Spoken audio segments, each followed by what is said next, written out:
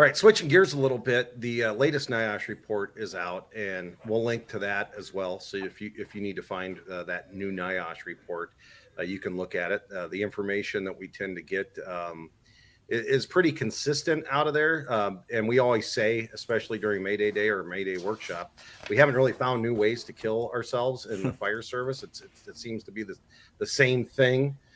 This week, you and I and some of the other lead instructors were bouncing back and forth. A major metropolitan fire department actually had a floor collapse in which some firefighters. How did the PIO state that? Gently rode the floor down. I mean, it wasn't. They never used the word collapse, but it was like they were gently lowered to the next floor down or whatever. It's like, well, that sounds like a collapse to me. But these aren't new, right? I mean, whether it's a collapse or any of the shortcomings that we see on the fire ground with incident commanders that get identified. And in this latest report, it talked about it was kind of a new thing that I think I know what it is, but I wanted to ask you about it. And it was talking about the incident commander having task saturation. What is the definition of the incident commander having task saturation in your book, Josh? Well, I mean, there's a lot of things going on the fire ground, and the incident commander is responsible for and owns all of the things that are really happening, right? So that 30,000 foot view. So when we talk about command, whether it's fire command or any command or coaching a team, and I've talked about this so many times on the podcast already. You can't manage. You can only manage what you can manage, and you can only do what you can do. And the more is going on, the less that you can really do yourself, right? So it's what your education, experience, comfort level. It kind of lines up with Steve Lester's 3 C's, in my opinion, in some ways, right? As far as what that one person can do, but how can they help themselves? So the incident commander has more going on than they can really do. And we've heard all the numbers. I can manage 3 to 5 companies as long as they got a company officer and they're managing their, 1 or 2 people. And with that, I'm going to just put it back to task saturation, whether it's the incident commander or a company officer. And I'm going to talk about just briefly an incident that happened in Texas that we had somebody on here on the podcast talking about that, the company officer and their firefighter and another person are inside of a building, gets caught in a little bit of a cotton, I don't want to say collapse, but the cotton basically had fallen over, not on top of them, but had fallen on top of their hose line. They couldn't figure out how to get back out. They start running low on air. Though the fire wasn't crazy, it was totally sprinkler controlled. There was so much going on, and when it became an issue of the reality of we might not get out of here and I might die in a cotton warehouse, you lose the ability to think and do as much as you could do as if it was a controlled environment, right? So in that case, one company officer, 2 firemen inside the building, and when the company officer gets outside the building with the firefighter he was right next to, which is who he was the most concerned about because that was who was right in front of him. It took a decent amount of time before the company officer realized, holy shit, where's my 3rd firefighter? And I think that's a little bit of that task saturation piece, right?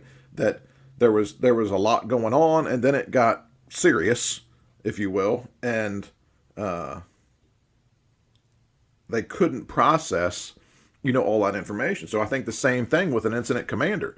And with an incident commander, we have to be willing to help ourselves with that. And the way we help ourselves with task saturation as an incident commander is, one, using job aids and tools to help us remember and organize, right?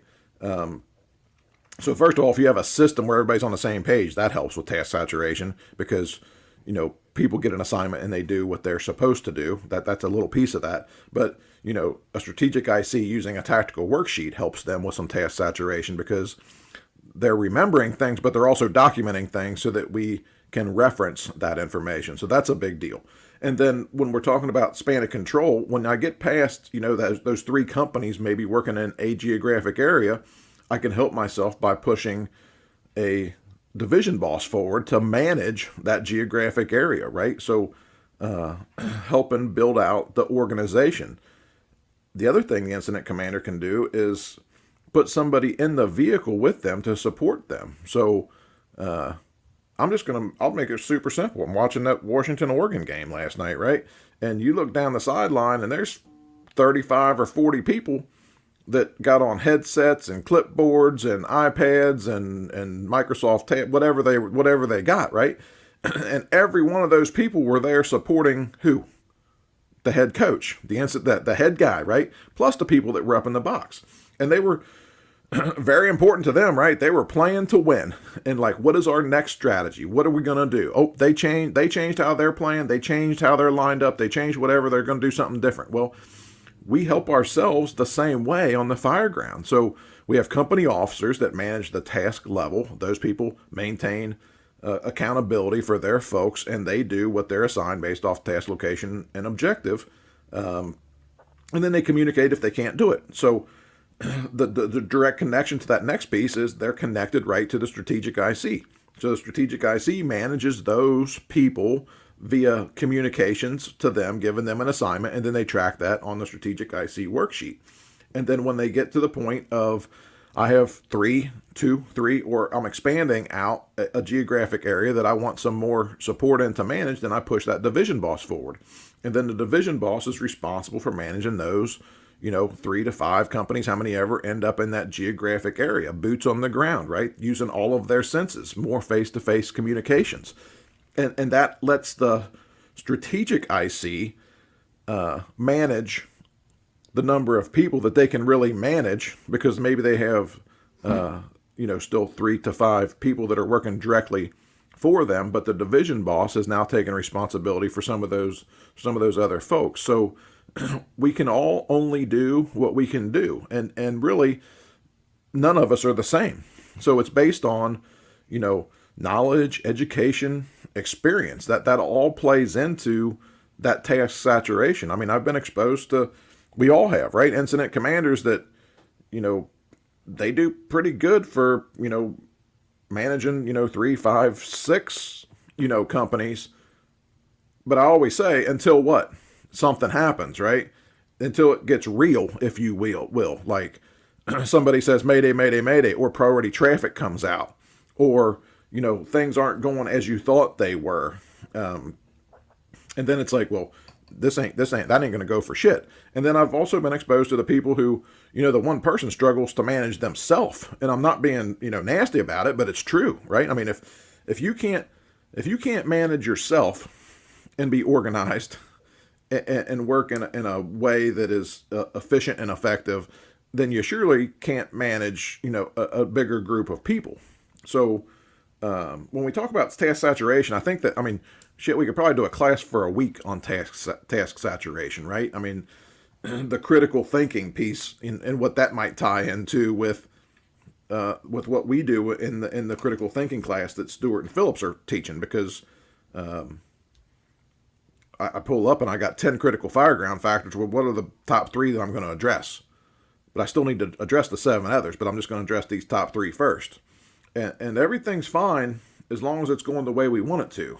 But when it changes, conditions change or whatever, and it comes down to more critical thinking, not accidental success. We all go to fires, one hand line puts it out, high five, great job, let's go back to quarters. And it's like, well, what could we have learned from that? It gets different when we have an incident and we're not expecting what we encounter. And I'll give you an example that just happened here in this county recently. A longtime company officer is going through some critical thinking task level decision making on the drill ground. And one of the things was they pull up, they're just doing a size up. There's multiple companies there. They're assigning a few companies. They're doing a follow-up report. During their follow-up report, a parent grasps onto them and is like, my kid is in that window, just to like sidetrack them on like, what are we really going to do with this? So if you haven't or hadn't thought about that before it happened, this guy got locked up. Like, he's like, I'm not sure what to do here. And he didn't say that, but he was just mentally and physically locked up. The the value of it is they had now experienced that. Though it was in a training ground, it gives them something to think about, right? Like, what am I going to do if that happens? Well, whether you're talking about the strategic IC being task saturated or that first due company officer who is also the IC being task saturated, it's the same exact thing, right? Like, what can they really do? And just to kind of close that up, is it really comes down to knowledge, education, training, and experience. Like, how does all of that line up to let you do or help you do what you need to do?